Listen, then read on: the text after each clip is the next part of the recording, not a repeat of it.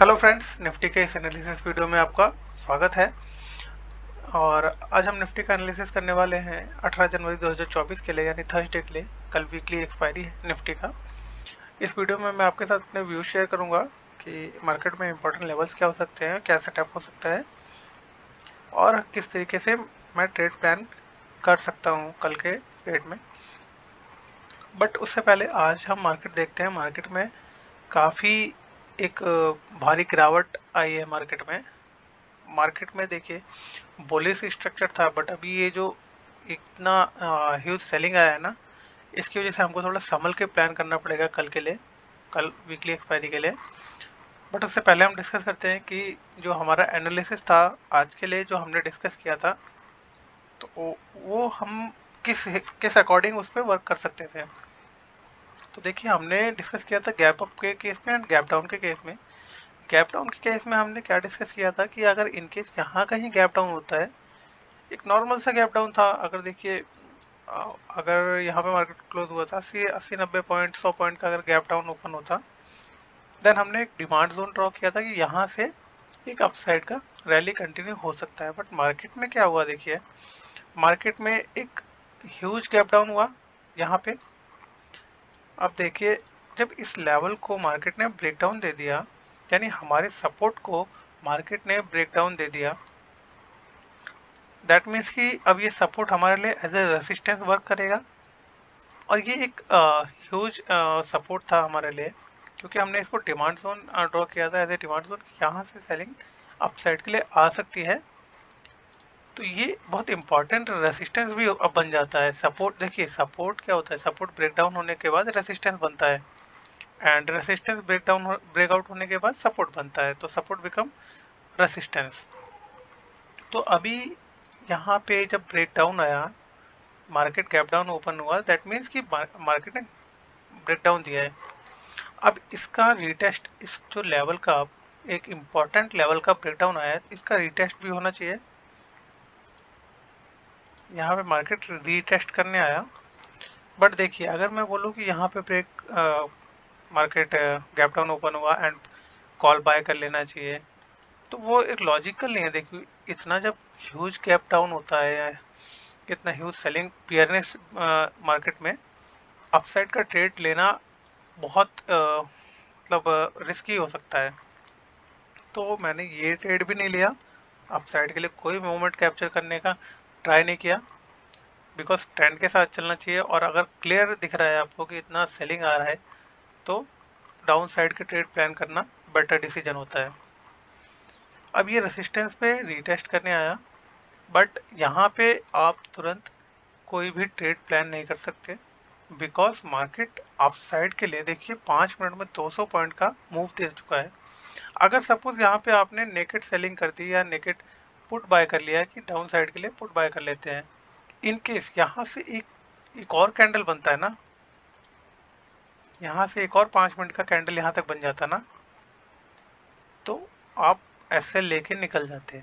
क्यों? क्योंकि इतना देखिए, वैसे भी मॉर्निंग में वॉलेटिलिटी ज़्यादा होती है। अगर यहाँ 40 पॉइंट का भी 30 पॉइंट का भी आपको दिखता है एसएल, तो आप एसएल लेके निकल जाते हैं। एसएल हिट होना ही था आपका।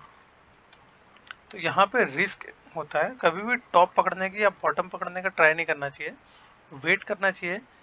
हमारे रेसिस्टेंस यानी हमारे इस लेवल पे मार्केट आया है, यहाँ पे सेटअप का आप वेट कीजिए, देन आप प्लान कर सकते हैं कोई सेलिंग या बाइंग। तो देखिए, यहाँ पे मार्केट ने डाउन साइड आया और एग्जैक्ट ये जो लेवल है, एग्जैक्ट 50% से रिट्रेस करने का ट्राई किया मार्केट ने। मार्केट अपसाइड जाने लगा, बट मार्केट प्रीवियस हाई को ब्रेक नहीं कर पाया, दैट मीन्स मार्केट वीक है अभी भी। अब ये लेवल हमारे लिए इम्पोर्टेंट हो जाता है, तो इस लेवल के ब्रेकडाउन पे आप ट्रेड ले सकते हैं।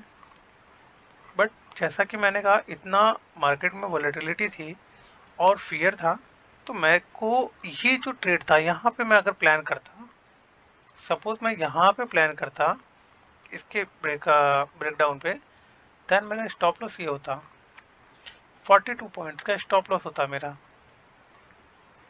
टारगेट मेरा 1:1.5। अब 42 पॉइंट्स में वॉलेटिलिटी के कारण अगर मैं पुट बाय करता है ऑप्शन बाय, तो मेरा एटलीस्ट 20 टू 25 रुपीज़ का लॉस होता। तो ये ट्रेड मैंने इग्नोर कर दिया, वेट किया कोई और अच्छा सेटअप मिले, और छोटे से एसएल के साथ अगर मुझे मिलता है ट्रेड तो मैं प्लान करूँगा। तो मेरे को अगेन ये थोड़ा सा कंसोलिडेशन हुआ, मेरे पास एक छोटा सा एसएल था ये, और मैंने यहाँ पे ट्रेड किया। एसएल मेरा ये था, अब मेरे को यहाँ पे रिस्क रिवॉर्ड जो था मेरा 1:6 आया, तो मैंने इसको ट्रेड को एग्जीक्यूट किया। इस ट्रेड का वीडियो आपको शॉर्ट्स में मिल जाएगा, शॉर्ट्स में देख सकते हैं इस ट्रेड को। एंड मेरा टारगेट यहाँ हिट हुआ, मैं निकल गया। बट टारगेट हिट होने के बाद भी अगेन डाउन साइड का रैली कंटिन्यू रहा, और मार्केट में उसके बाद भी लगभग 100 पॉइंट का मूव आया। बट ठीक है ना, अपना टारगेट हिट हो गया तो छोड़ दो मार्केट को, अब जहाँ जा रहा है जाने दो, ज़्यादा लालच नहीं करना चाहिए। देखिए मार्केट अभी की बात करें हम, मार्केट एक सपोर्ट पे है, एक सपोर्ट पे मार्केट खड़ा है। तो अभी हम ऑब्जर्व करेंगे कि मार्केट यहाँ से अपसाइड का रैली देता है या डाउन साइड का। अगर ये लेवल ब्रेकआउट होता है, ब्रेकडाउन होता है, देन सेलिंग कंटिन्यू हो सकता है 21,400 तक। 21,400 के लेवल पे हम ट्राई करेंगे बाइंग का, अगर कोई ट्रेड सेटअप मिलता है तो। अदरवाइज जो आज का लो है 21,550, इसको एज ए आप सपोर्ट मान के चल सकते हैं, इसके ब्रेकडाउन पे ट्रेड प्लान कर सकते हैं। अदरवाइज बाइंग साइड के लिए तो प्लान करना अभी मेरा मतलब कोई व्यू नहीं है अब साइड के लिए प्लान करने का। बाकी मैं पहले आपके साथ लेवल्स डिस्कस कर लेता हूँ, लेवल्स ड्रॉ कर लेता हूँ, देन हम डिस्कस करते हैं। ये प्रीवियस ड्राइंग्स को मैं रिमूव कर देता हूँ एक्सेप्ट ये लेवल।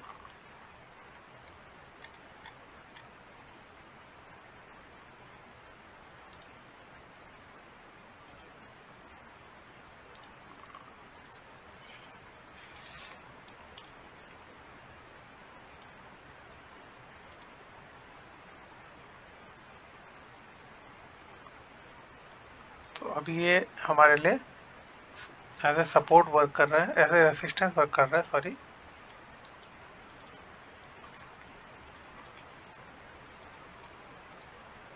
अभी देखिए काफ़ी इम्पोर्टेंट रेजिस्टेंस हो चुका है ये।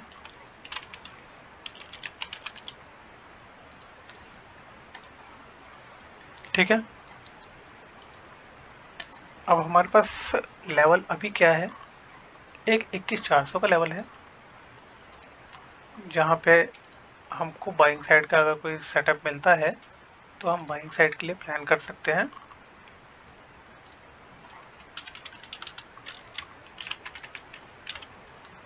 बट 21,400 पे मैं सेलिंग साइड का तो प्लान नहीं करने वाला।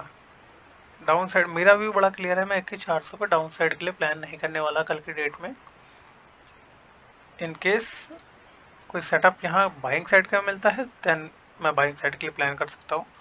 और अगर मेरे को डाउन साइड के लिए प्लान करना है तो 21,700 और 21,665 का एक ऐसा रेंज है जहाँ पे मैं सेलिंग साइड का प्लान कर सकता हूँ। मीन्स यहाँ से मार्केट में एक अगेन डाउन साइड के लिए मूव पॉसिबल है। देखिए ट्रेड लेवल्स पे लेना एक बेटर डिसीजन होता है, और लेवल्स इम्पॉर्टेंट हो तो ट्रेड अच्छा हो जाता है। अगर आज का भी एग्जांपल आप देखते हैं ना, तो देखो मार्केट में इतनी भारी गिरावट होने के बावजूद भी ये लेवल इतना इम्पोर्टेंट था कि मार्केट इसको रीटेस्ट करने गया है। तो सोचिए कि इम्पोर्टेंस कितनी है लेवल्स की, है ना। तो हमेशा ट्राई कीजिए कि लेवल्स पे ट्रेड कीजिए। अब देखिए बहुत ही कल का बहुत ही सेटअप क्लियर है, इसको मैं लिख देता हूँ कि क्लियर रहेगा आपको। 21,700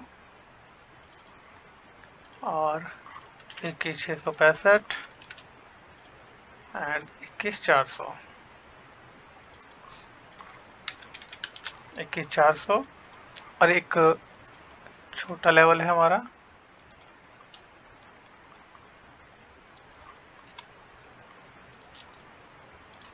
ये आज का लो।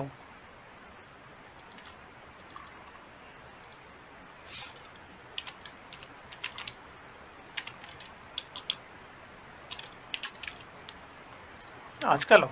अगर ये लो ब्रेक होता है, ये लो ब्रेक होता है, सपोज यहाँ पे कहीं है, मार्केट इस एरिया में कहीं पे भी ओपन हो, मुझे उससे मतलब नहीं है। इनकेस यहाँ से ब्रेक डाउन आता है, रीटेस्ट करता है, तो मैं इस लेवल तक के लिए ट्रेड प्लान कर सकता हूँ। इनकेस मार्केट यहाँ पे मेरे को कहीं मिलता है, यहाँ कहीं मार्केट मिलता है मुझे, देन डाउन साइड के लिए मैं प्लान कर सकता हूँ। और ये जो लो है, इस लो का ब्रेकडाउन आता है, देन सेकंड टारगेट। इस तरीके से मैं एक ट्रेड प्लान कर सकता हूँ। बाइंग साइड के लिए मैं कहाँ से प्लान करूँगा? बाइंग साइड के लिए मैं 21,400 से प्लान करूँगा, या फिर 21,700 से। 21,700 पे भी मुझे किस तरीके का सेटअप चाहिए एटलीस्ट कॉन्फिडेंस आने के लिए? मार्केट यहाँ से एक इस तरीके का कोई सेटअप चाहिए मुझे बाइंग साइड के लिए।